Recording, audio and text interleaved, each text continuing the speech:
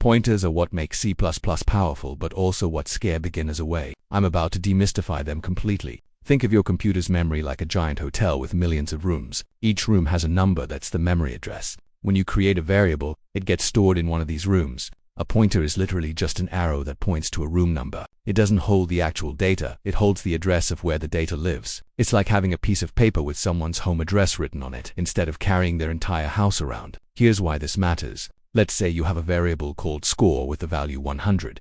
That 100 is stored in memory room 5024.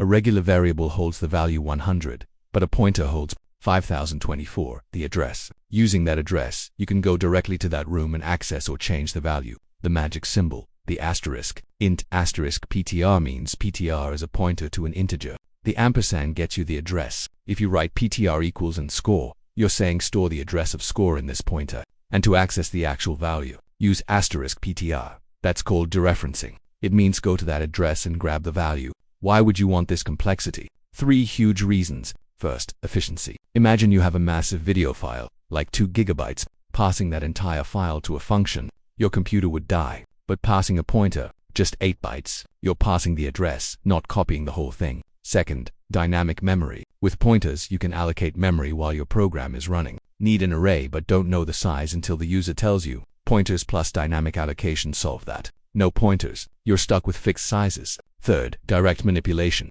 You can modify the original data, not a copy. Functions in C++ normally get copies of variables, but pass a pointer, and the function can change the real variable. Game-changing for efficiency. Real example.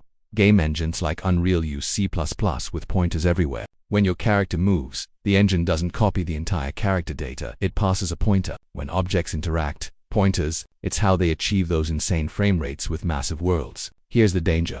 Pointers can point to anywhere in memory. Point to the wrong address. Your program crashes. Forget to free memory. Memory leak. Try to use a pointer after freeing it. Segmentation fault, the dreaded crash. This is why people say C++ is hard. With great power comes great responsibility. The golden rules: always initialize your pointers. Don't let them point to random garbage. When you allocate memory with new, always free it with delete. And never use a pointer after deleting it. That's a dangling pointer, a recipe for disaster. Modern C++ has smart pointers that handle cleanup automatically.